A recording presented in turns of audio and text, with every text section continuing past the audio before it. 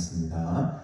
하나님 아버지, 은혜를 참으로 감사합니다. 오늘도 귀하고 복되고 거룩한 주의 날 허락하시고 또 예배에 함께 모여 하나님을 예배하며 또 주의 귀한 말씀으로 은혜 받기 원합니다. 하나님의 시간에 간절한 마음으로 주님을 예배하며 나아갈 때에 주님의 임재를 경험하며 또 하나님께 큰 영광 돌리는 귀한 예배가 될 수 있도록 하나님을 이와 함께하여 주시옵소서. 십자가의 은혜를 부어주시고 성령의 기름 부어주셔서 우리의 영광이 회복되고 또 만족하고 충만한 시간 될 수 있도록 주님 역사하여 주옵소서. 감사드리오며 예수님의 이름으로 기도드리옵나이다. 아멘. 세상에서 방황할 때 그렇게 앉으십시다.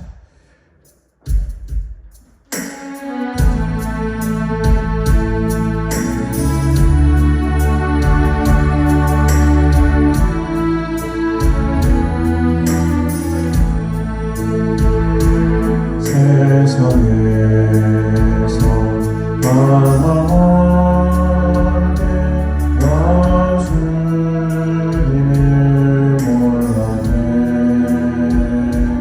내 맘대로 고집한 온갖 죄를 저질렀네. 예수여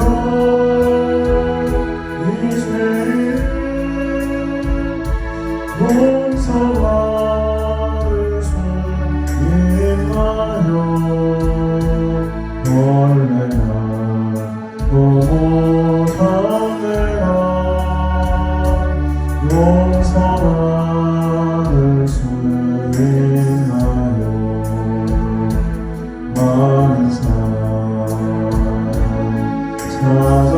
찾아와서 나의 친구가 되어도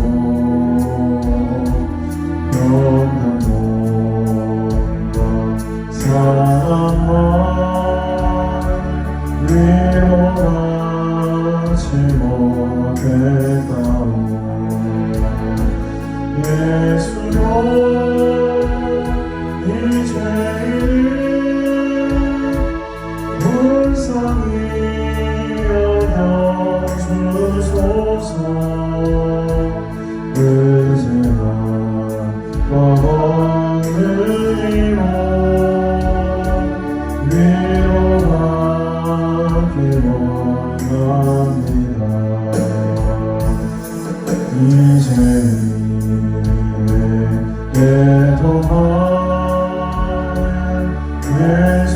예수께서 들으셨네. 못잡은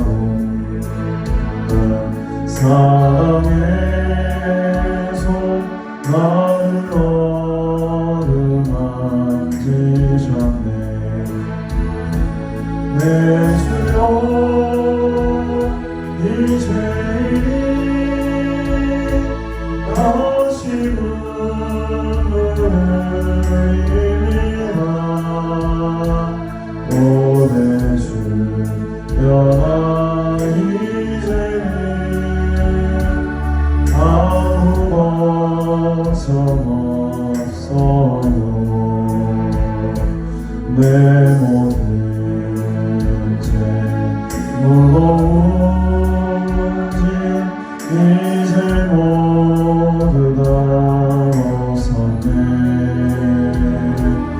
우리 주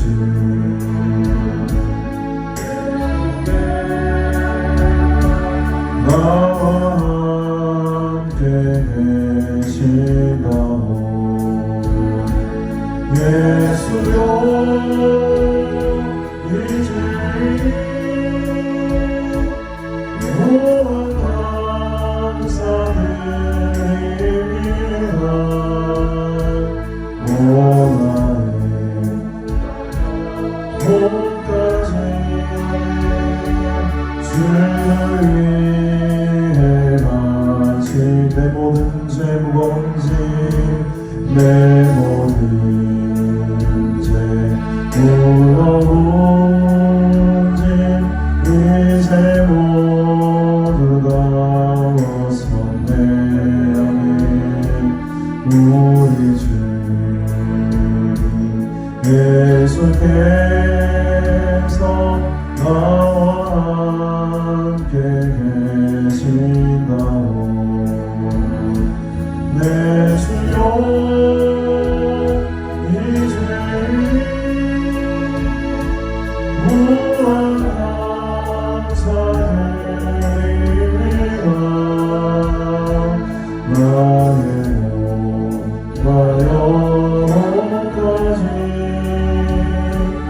주를 위해 바칩니다. 죄에 빠져 헤매다가 지쳐버린 나의 모습을 못 견딘 아픔 속에서 그렇게 쓰러졌을 때 아무도 보는 사람이 없어 정말로 난 외로운데 그때 주님 내게 찾아와 사랑으로 함께하였네. 듣는 자여 내게 오라 강한 자 내게 오라 죄 빠진 많은 사람들아 모두 다 내게 오라 슬픈 자여 내게 오라 괴로운 자 내게 오라 삶에 지친 많은 사람들아 모두 다 내게 오라 수많은 사람 중에서 주님이 날 부르실 때 설레이는 나의 마음은 그렇게 기쁠 수 없네. 이제 나도 주님 위하여 내 모든 것 받으리. 내가 가진 모든 것들을 아낌없이 주께 드리니 병든 자여 내게 오라 가난한 자 내게 오라 죄 가진 많은 사람들아 모두 다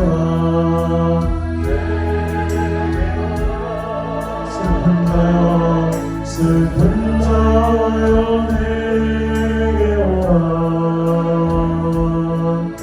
괴로운 자 내게 오라 삶에 지친 많은 사람들아 모두 다 내게 오라 다시 한번 듣는 자여 듣는 자여 내게 오라 가난한 자 내게 오라 죄 가진 많은 사람들아 모두 다 내게 오라 슬픈 자여 내게 오라 외로운 자 내게 오라 삶에 지친 많은 사람들아 모두 다 내게 오라 너무나도 아름다워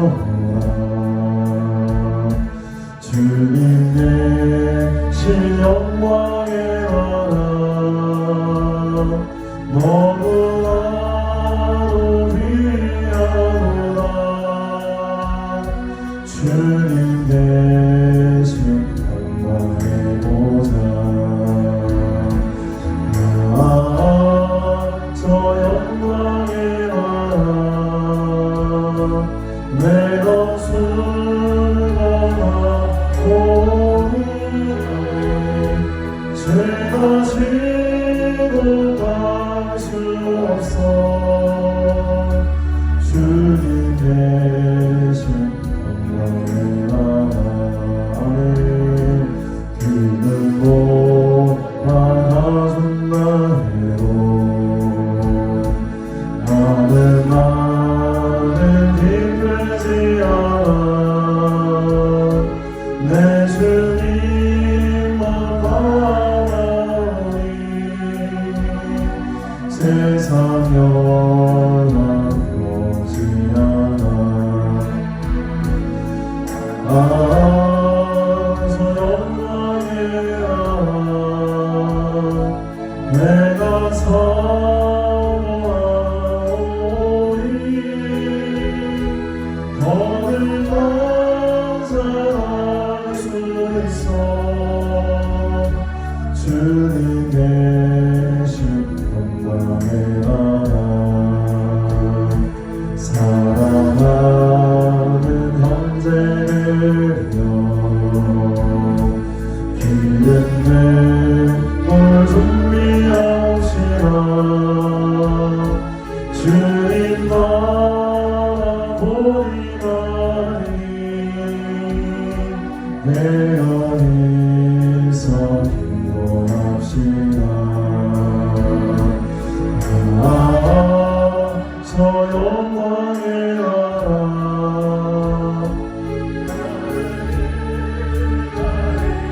오니 할렐루야 나이다 주님께 주님의 3절 부르고 간절한 마음으로 기도합니다 사랑하는 형제들여 기름는 걸 준비합시다 주님 나라 보리나니 내 안에서 기도합니다 저 영광의 나라 나를 기다리오니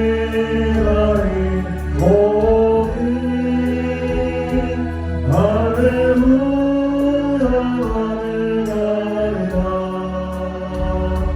주님께 신 영광의 나라 저 영광의 나라 저 영광의 나라 나를 기다리오니 할렐루야 나이다 주님께 귀한 있어 기도하기로 합니다 우리 간절한 마음으로 주님 손 부르시고 함께 통성으로 기도합니다 주여 주여 주여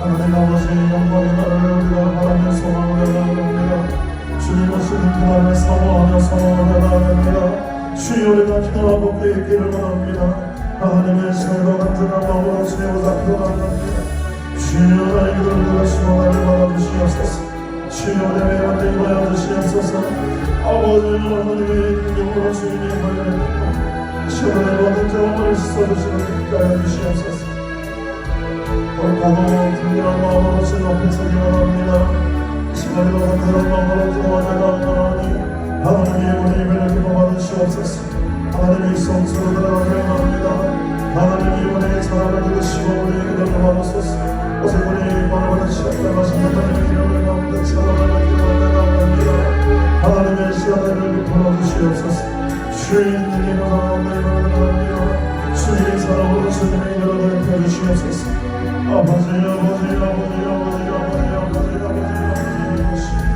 주여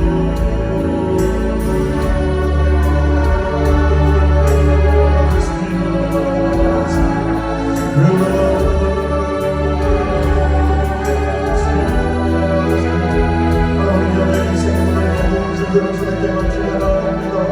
내 이런 경직심을 주님께 맡기며 나아갑니다. 하나님의 영광을 먼저 주옵소서. 주님의 영을 부으소서. 하나님의 거룩한 영으로 함께 해주시옵소서. 우리 영광의 계시는 우리에게 원합니다. 거룩하게 원합니다. 주의 일어납니다. 주님의 빛으로 먼저 주시옵소서. 주의 말씀이 그날을 받아 주시옵소서. 하나님의 얼굴을 감사합니다. 하나님의 음성을 사모합니다. 아버지여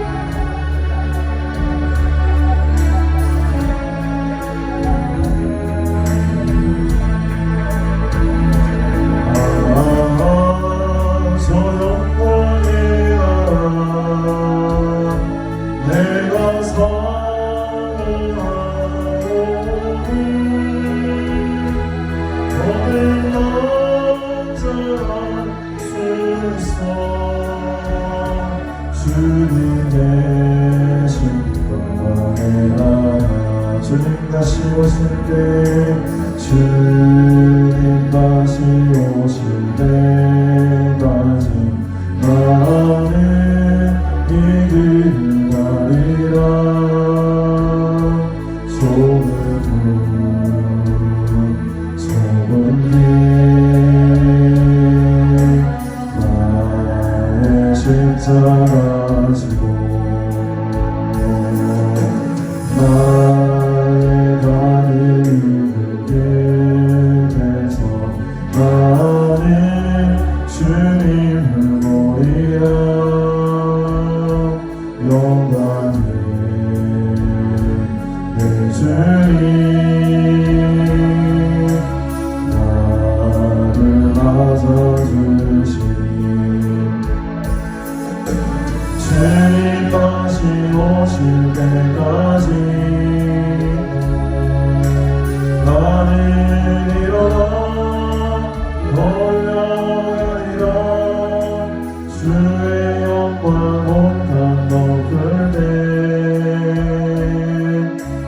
나는 일어나 노래하리. 내 사모하는 주님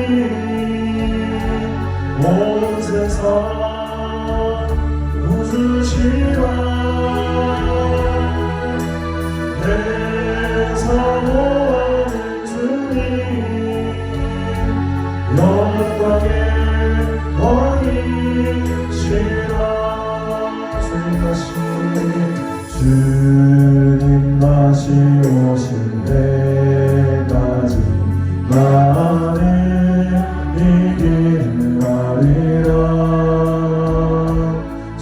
그 적은 게 나의 십자가 지고 나의 십자가 지고 나의 많은 일을 위해서 나는 주님을 보리라는 영광을 내 주님 나를 맞아주시 주님 다시 오실 때까지 나는 일어나 달려가리라 주의 영광 온땅 높을 때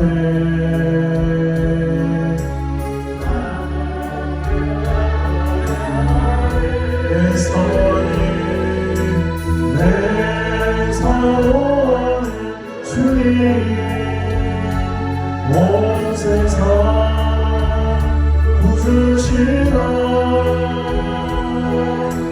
내 사랑하는 주님 영광의 왕이시라 주님 다시 오실 때까지 나는 일어나 달려가리라 주의 영광 온땅 높을 때 나는 일어나 노래하리 내 사모하는 주님 온 세상 구주시라 내 사모하는 주님 영광의 왕이시라 아멘. 주님 다시 오시는 그날까지 우리 일어나 달려나갑시다. 오늘도 우리에게 하나님께서 큰 힘과 또 능력을 부어주실 줄로 믿습니다. 그 힘으로 다시 일어서시는 복된 시간 되시기를 주님의 이름으로 축복합니다. 오늘 우리에게 주신 하나님 말씀 우리 열왕기하 4장 말씀 함께 봅니다. 열왕기하 4장 38절부터 44절 마지막 절까지 함께 보겠습니다. 열왕기하 4장 38절부터 마지막 절까지 함께 보겠습니다. 엘리사가 다시 길갈에 이르니 그 땅에 흉년이 들었는데 선지자의 제자들이 엘리사의 앞에 앉은지라 엘리사가 자기 사환에게 이르되 큰 솥을 걸고 선지자의 제자들을 위하여 국을 끓이라 하매 한 사람이 채소를 캐러 들에 나가 들포도 동굴을 만나 그곳에서 들호박을 따서 옷자락에 채워가지고 돌아와 썰어 국 끓이는 솥에 넣되 그들은 무엇인지 알지 못한지라. 이에 바다가 무리에게 주어 먹게 하였더니 무리가 국을 먹다가 그들이 외쳐 이르되 하나님의 사람이여 솥에 죽음의 독이 있나이다 하고 능히 먹지 못하는지라. 엘리사가 이르되 그러면 가루를 가져오라 하여 솥에 던지고 이르되 바다가 무리에게 주어 먹게 하라 하매 이에 솥 가운데에 독이 없어지니라. 한 사람이 바알 살리사에서부터 와서 처음 만든 떡 곧 보리떡 20개와 또 자루에 담은 채소를 하나님의 사람에게 드린지라. 그가 이르되 무리에게 주어 먹게 하라. 그 사환이 이르되 내가 어찌 이것을 100명에게 주겠나이까 하나 엘리사는 또 이르되 무리에게 주어 먹게 하라. 여호와의 말씀이 그들이 먹고 남으리라 하셨느니라. 그가 그들 앞에 주었더니 여호와께서 말씀하신 대로 먹고 남았더라. 아멘. 오늘 엘리사에 대한 이야기가 계속 이어지고 있습니다. 두 가지의 큰 이적을 엘리사를 통해 하나님께서 보여주시는데 열왕기하 4장에는 총 5가지의 이적과 기적에 대한 내용이 나오죠. 첫 번째는 한 과부의 기름 그릇을 채우시는 그런 기적이 나오고, 또 두 번째는 지난주에 우리가 보았지만 한 수냄 여인의 아들이 안겨지는 그 놀라운 이적도 나타나게 됩니다. 또 하나 세 번째 이적은 이 아들이 죽었는데 그 아들을 다시 살리는 아주 놀라운 기적이 세 번째로 나타나게 되죠. 그리고 오늘 네 번째 기적이 바로 네 번째와 다섯 번째 기적이 이제 오늘 본문에 기록이 되어 있는 것입니다. 오늘 본문만 놓고 보면 두 가지 기적이지만 열왕기하 전체 4장을 한 장 전체를 놓고 보면 네 번째와 다섯 번째 기적이다라고 할 수 있겠습니다. 네 번째, 다섯 번째 기적의 독특한 공통점이 하나가 있죠. 그것은 바로 먹는 것과 관련된 것이었다라는 겁니다. 그래서 이제 우리 38절에 보면 엘리사가 다시 길갈에 이르렀다라고 하죠. 이 길갈이라는 곳은 일종의 이제 신학교가 있는 그런 장소였습니다. 그래서 길갈이 지금 어디 있는지는 위치가 분명하지는 않지만 아마 이 길갈이라는 곳에는 하나님의 생도들을 가르치는 선지 학교가 있었을 것으로 예상이 되고요. 또 그 시기가 어떤 시기였냐 하니까 흉년이 들었다라고 합니다. 그 땅에 흉년이 들었다. 우리 조금 조금 뒤로 넘어가서 열왕기하 8장을 한번 가보시고 8장 우리 1절을 보십시다. 8장 1절에 보면 엘리사가 이전에 아들을 다시 살려준 여인에게 이르되 너는 일어나서 네 가족과 함께 거주할 만한 곳으로 가서 거주하라. 여호와께서 기근을 부르셨으니 그대로 이 땅에 몇 년 동안 7년 동안 임하리라 라고 합니다. 그래서 이 아들을 다시 살려준 이 수냄 여인이죠. 그에게 이제 이 땅을 떠나라. 왜냐하니까 이 땅 가운데에 7년이라는 아주 긴 시간 동안의 흉년이 임할 것을 지금 엘리사가 예언을 하고 있었죠. 아마 오늘 본문에 나오는 이 흉년이 그때의 흉년이었을 것이다. 여러분 1년 정도, 한 2년 정도 흉년은 버틸 수가 있을 겁니다. 창고에 이제 좀 재해놓은 게 있기 때문에. 근데 3년이 지나고 4년이 지나고 5년이 지나고 6년이 지나고 7년이 흉년이 들으면 한번 상상해 보십시오, 여러분. 아무리 창고에 많은 곡식을 쌓아놓았다 하더라도 7년 버틸 수 있겠습니까, 여러분? 7년 버티기 힘듭니다. 이 7년 동안 이 긴 흉년을 맞이했다라는 것이 지금 이 시대적인 상황이고, 또 이것을 영적으로 해석하게 되면 이 시대는 오므리 왕조, 북이스라엘의 오므리 왕조가 다스리던 때인데, 그야말로 북이스라엘 역사 가운데, 아니 이스라엘 전체 역사 가운데에 가장 극악무도한 하나님을 배반하고 하나님을 떠난 왕들이 다스리던 시대였다는 거죠.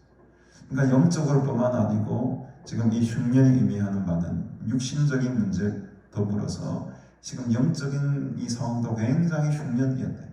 아주 지금 이 심령이 강팍하고 이 메마른 심령이었다는 거죠. 열매를 맺지 못하는 심령이었다는 거죠. 그것을 지금 이 흉년의 시절과 함께 견주어서 우리가 바라볼 수가 있습니다.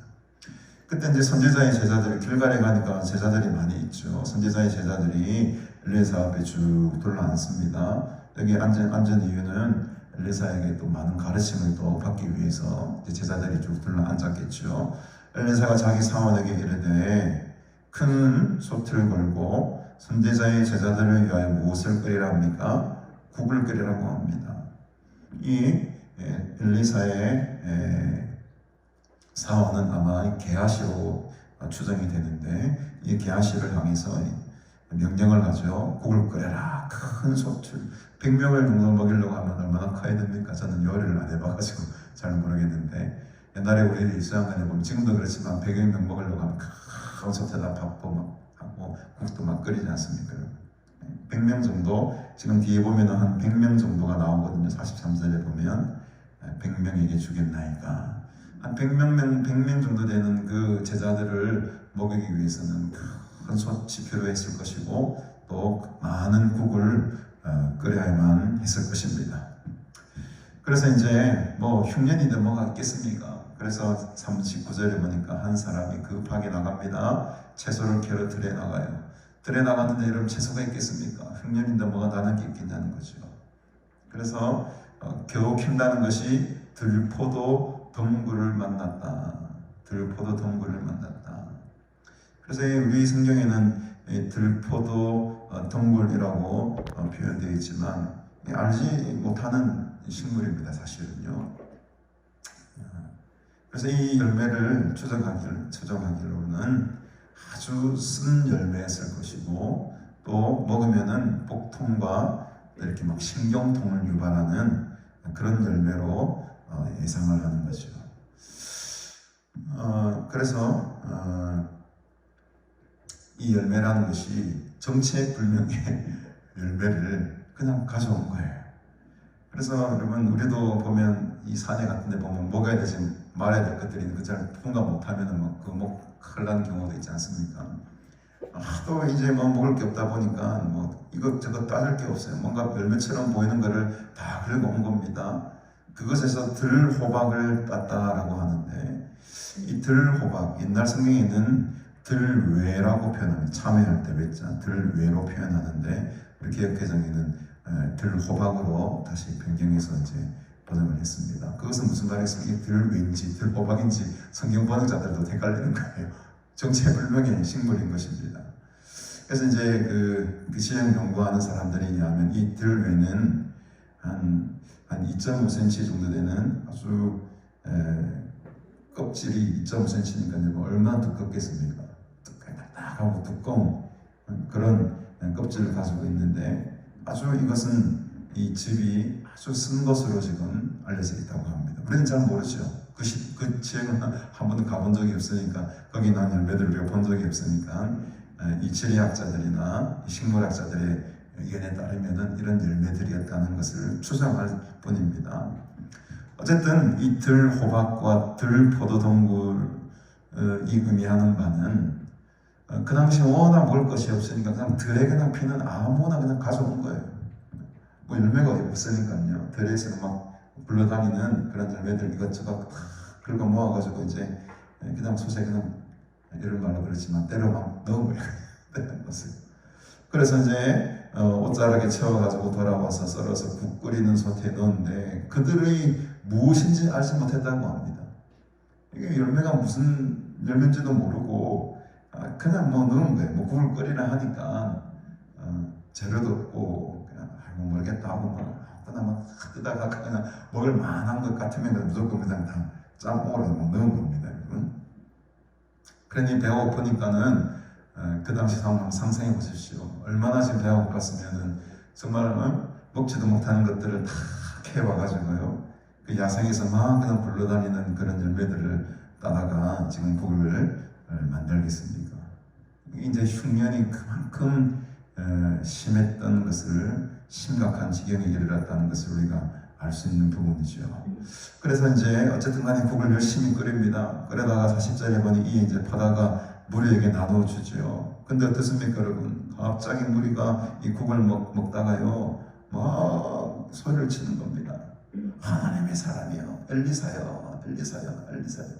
솥에 지금 죽음의 독이 있습니다. 죽음의 독이 있습니다. 지금 막 우리가 이거 먹고 지금 죽겠습니다, 지금. 그래서 지금 아마 이 국을 먹은 많은 성도들이 막 복통을 일으키고 막 구역질을 하고 막 이제 어떤 신경도 이렇게 막 아까도 그런 물질이 있었다고 하지 않습니까? 신경을 막 제약하게 하는 그런 막 여러 사람들이 군데군데 막 생기게 되는 거죠. 그러니까 저 국 속에 이제 뭐 사람이 먹지 못할 독이 들었다라고 이제 판단한 것이었습니다. 그래서 여러분 아무리 배가 고파도 먹을 수 없는 건 먹을 수 없는 거예요. 아무리 배가 고파도 먹을 수 없는 건 먹을 수 없는 겁니다. 그래서 여러분 이 사람들이 막 토하고 복통 일으키고 막 쓰러지고 막 하니까 난리가 난 거죠. 능히 먹지 못하겠습니다. 그러니 이제 엘리사가 그 장면을 가만 보고 있다가 사실 어제 보니 그러면 가루를 가지고 오라. 가루를 가지고 오라. 그래서 여러분 이 가루를 가져오라 해가지고 솥에 확 뿌립니다. 그리고 이제 먹어라 하니까 갑자기 독이 없어졌다고 해요. 이건 어떻게 보면은 완전한 기적이죠. 가루가 무엇을 의미하는가 했을 때에 이 원어를 보니까 이 가루라는 말이 케마흐라는 말을 쓰는데 이것은 우리 성경에 한 14회 정도 등장하는 단어입니다. 근데 다른 곳에는 이 케마흐라는 단어가 밀가루로 자주 사용돼요. 밀가루. 그러니까 이 가루라고 했을 때 우리가 어떤 가루일까 막 상상을 하는데 제일 가까운 것은 흰가루, 밀가루와 같은 것이었을 것이다 라고 생각하면 될 것 같은데, 그러나 여러분 생각해 보십시다. 밀가루도 그다음 있었겠습니까? 7년, 6년이 들었는데 저는 밀가루가 아니고 밀가루같이 생긴 그냥 흰가루였을 것 같은 그런 상상이 듭니다. 왜냐하면 그 밀가루 있었으면 그걸 빵 만들어 먹었겠죠. 지금 아무것도 먹을 게 없어요. 흉년이 그냥 7년 동안 드는 바람에 배를 쫄쫄 굴고 있는 상황입니다.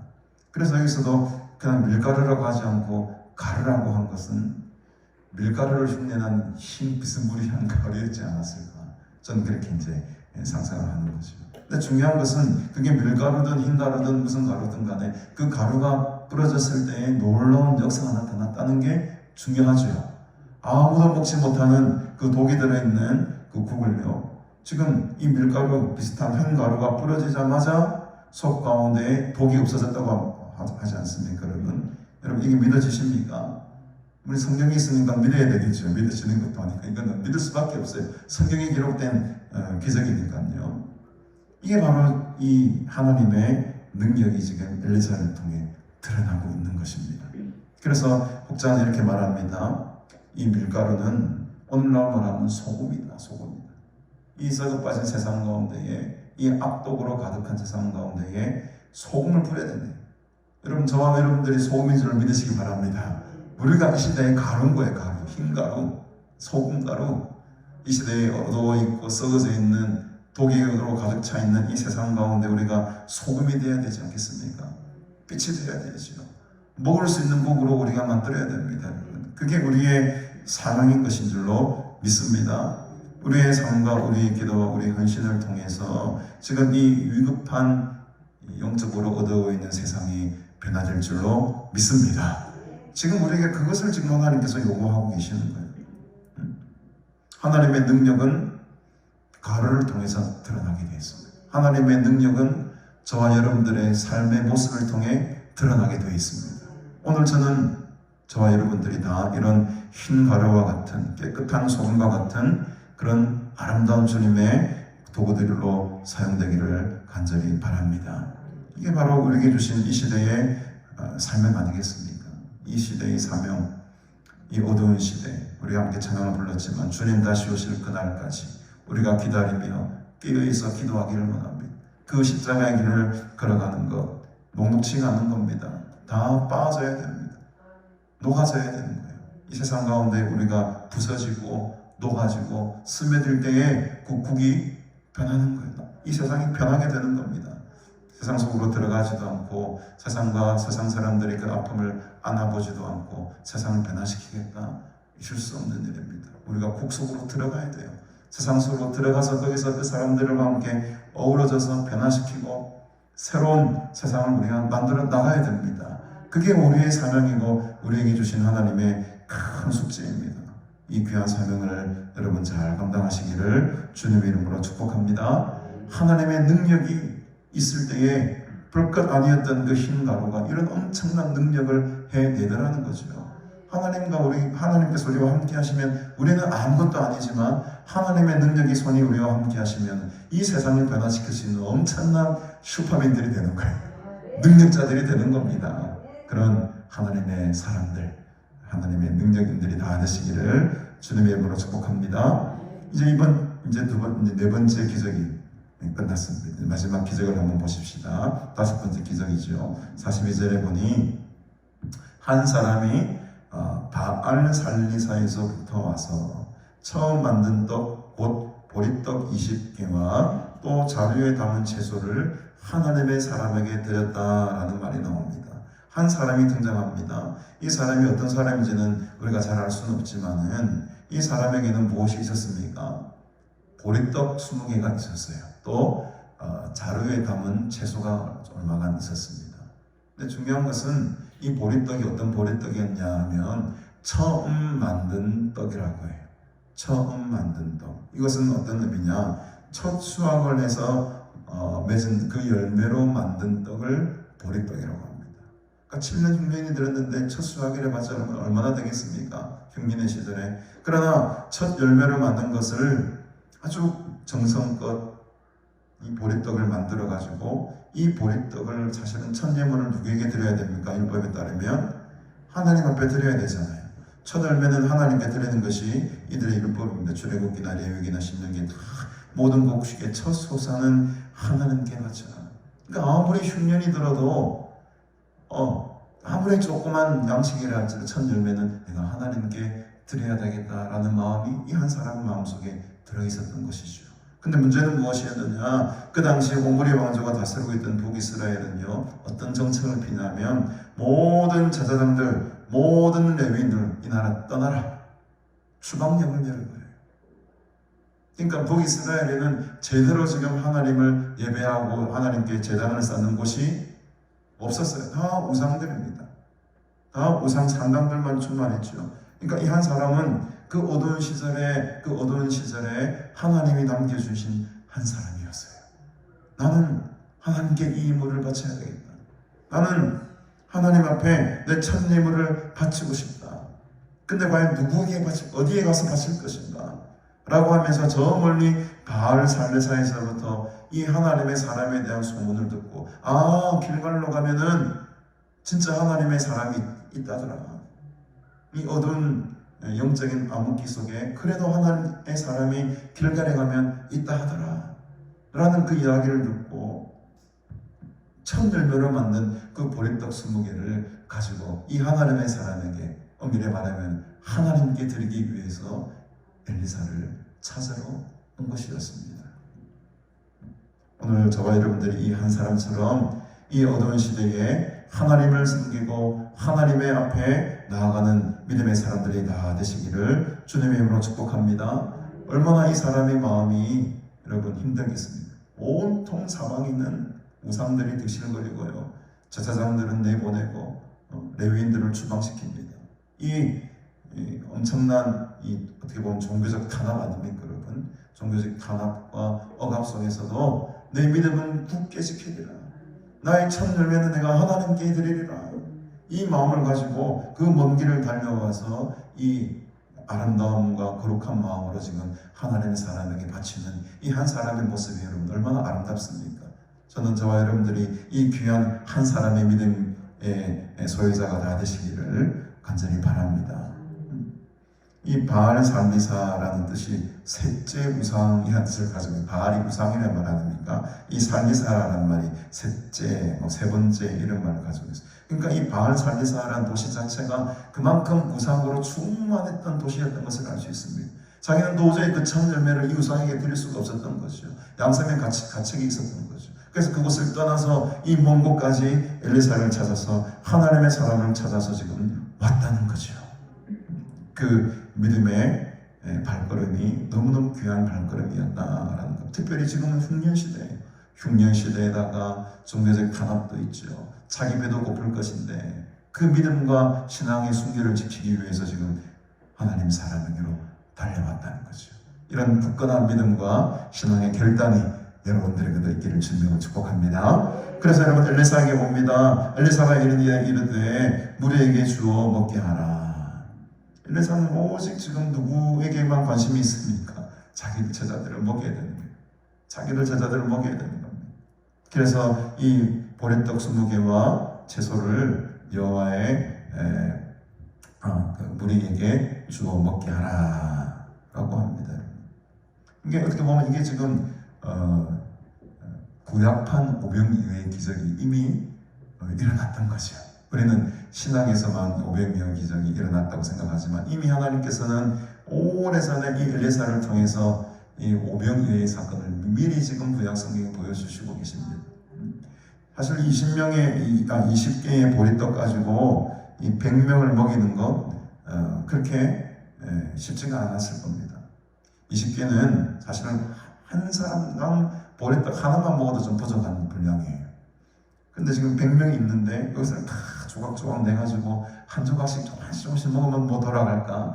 배불리 먹을 수 있는 그런 상황이 아니죠. 아닙니다.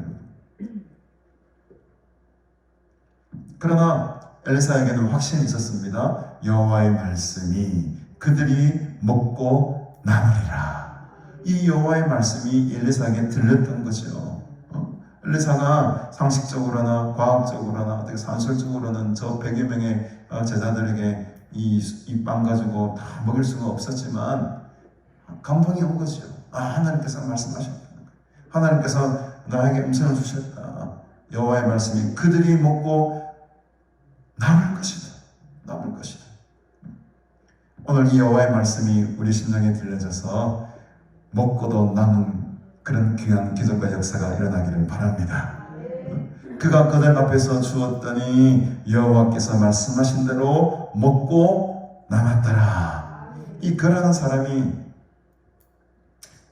이 사환과 한번 보시 43절에 보면 이 사환 게하시죠. 사환이 이렇게 대답하지 않습니까? 그 사환이 이르되 내가 어찌 이것을 100명에게 주겠나이까. 이 사환의 믿음의 그릇은 요만큼밖에 안 되는 거예요. 어디 가나 이런 사람들이 분명히 있습니다.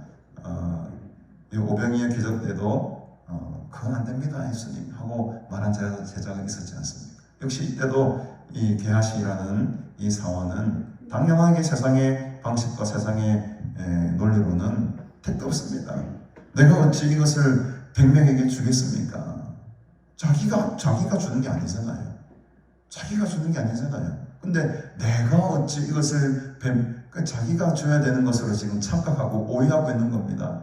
여기서부터 출발점부터가 잘못된 거예요. 우리는 내가 하는 것이 아니고 하나님이 일하시는 거죠.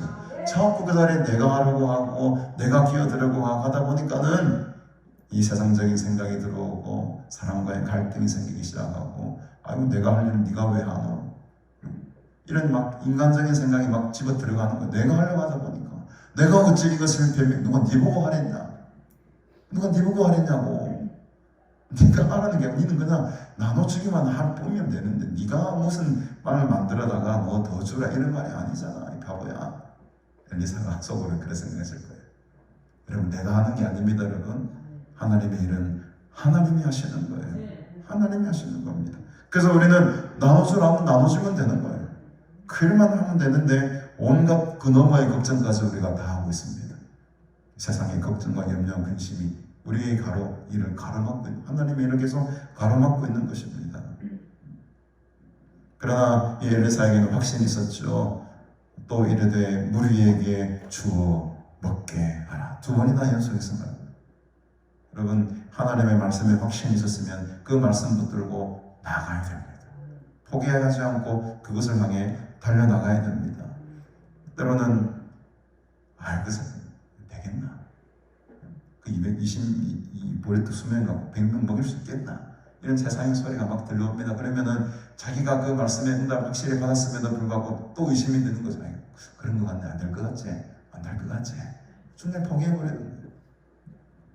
여러분들의 확신과 믿음에 또 하나님의 음성에 확신이 있으시면 그 믿음 붙들고 말씀 붙들고 끝까지 달려나가는 그런 힘도 우리에게 필요한 줄로 믿습니다.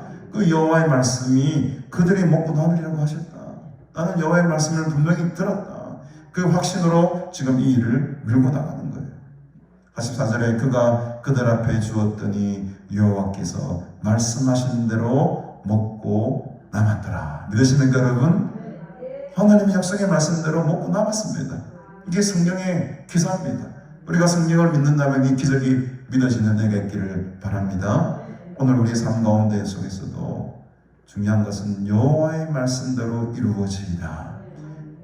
히브리 성경에 보면 여호와의 말씀과 같이 라는 말이 사실은 제일 뒤에 기록이 되어 있습니다. 우리 성경에는 그가 그들 앞에 주었던 여호와의 말씀하신 대로 먹고 남았더라라고 되어 있지만 사실은 이 어구의 순서를 보면 저희들이 먹고 다 남았더라 여호와의 말씀같이 이렇게 기록이 되어 있습니다. 이 말은 무엇이냐면 이 열왕기하 전체 이 4장 말씀을 마무리하는 가장 중요한 단어가 제일 뒤에 딱 나오게 되는데 그게 바로 여호와의 말씀과 같이. 그러니까 지금까지 일어났던 하나, 둘, 셋, 넷, 5가지의 기적 전체가 무엇으로 이루어졌다는 겁니까? 여호와의 말씀으로 이루어졌다. 이것을 지금 이 성경 기자는 강조하고 있지만 우리 성경에는 그게 눈이 잘 안 들어오죠. 그러나 히브리어 성경을 보면 제일 마지막 단어가 여호와의 말씀과 같이 되었다. 이 말이 제일 뒤에 딱 들어가 있어요. 그것은 지금까지 이루어졌던 모든 기적이 엘리사의 능력이 아니고 엘리사의 믿음이 아니고 이 종의 믿음도 아니고 누구의 능력이었다? 하나님의 말씀의 능력이었다라는 것을 딱 점을 찍고 이 열왕기하 4장 말씀을 맺고 있다는 거죠. 오늘 우리는 엉뚱하게 내가 하나님의 음성을 들었다, 듣지도 않아놓고 들었다 이런 땡꼬집을 표현하는 것이 아닙니다, 여러분. 영적인 분별력을 가지고 내가 말씀 속에서 기도할 때 분명한 그 하나님의 응답과 확신이 들 때가 있어요, 여러분. 그때는 여러분 그 말씀 붙들고 가는 겁니다. 여호와의 말씀과 같이 이루어지이다. 그 여호와의 말씀의 확신이 저와 여러분들에게 있다면 이 어두운 시절에도 하나님께서 우리를 들어 사용하십니다. 다들 기도원들 난리 났죠. 전국적으로 소문 들어보면 다 문을 닫았다, 어렵다, 난리 법석을 떨었습니다. 우리 수양관도 어려웠어요. 그러나 하나님께서는 우리를 지켜주셨습니다. 여호와의 말씀과 같이 그 말씀 붙들고 한 길로 쭉 달려가다 보니 지금까지 여러분 지난주에 제가 올라오는 성도들 수의 통계를 내어보니 거의 700 몇십 명이 오셨어요. 1월 첫째 주 빼고 지금 계속해서 성도들이 지금 점점 더 오고 계세요. 얼마나 감사한 일입니까, 여러분? 저는 이 어두운 시절에도 하나님께서 기도를 하려고 하는 그 기도자를 남겨두셨다는 거예요. 그 어려운 시절에도 엘리야의 시절에도 7,000명의 용사들을 남겨주셨고 이 엘리사의 어두운 시절에도 300명의 용사를 남겨주셨고 지금 우리 이 세대를 살아가는 이 어두운 시대에도 저 여러분같이 기도하는 사람들을 하나님께서 남겨주신 겁니다. 저는 그 남겨주신 분들이 오늘 이 하나님의 말씀을 붙들고 살아갈 때 수많은 기적의 도구가 되어질 줄로 믿습니다. 저는 이 가난 수양관이 또 저와 여러분들이 그 삶 속에서 이 하나님의 거룩한 도구로 쓰임 받을 때에 오늘 말씀과 같이 그들이 먹고 남으리라. 남을 만큼 충만한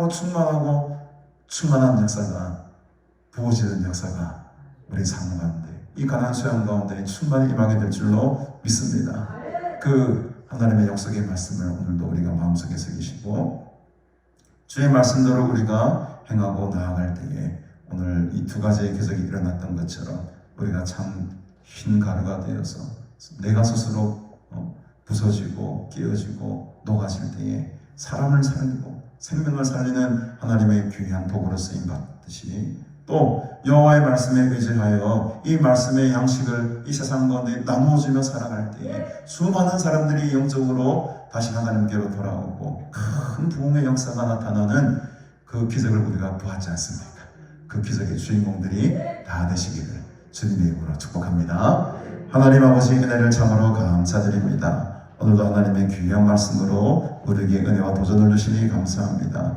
우리가 이 세상의 소금이 되어서 참으로 세상을 변화시키는 하나님의 귀한 도구로 쓰임받기 원합니다. 주의 말씀 붙들고 나아갈 때에 이 오병이의 기적이 수많은 사람들이 먹고 남은 것 같이 그 풍성한 기적이 우리 삶을 통해 일어나게 될 줄로 믿습니다.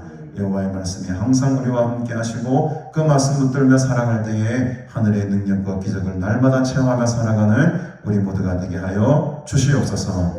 지금은 우리 구주 예수 그리스도의 은혜와 하나님 아버지의 무한하신 사랑과 성령님의 교통교제 충만 위로하심의 은총이 오늘도 하나님의 말씀을 의지하며 그 말씀대로 살아갈 때에 하늘의 능력과 궤적을 경험하며 살아가기를 간절히 소원하는 너희 모든 무리들과 영원토록 함께 있을지어다. 아멘.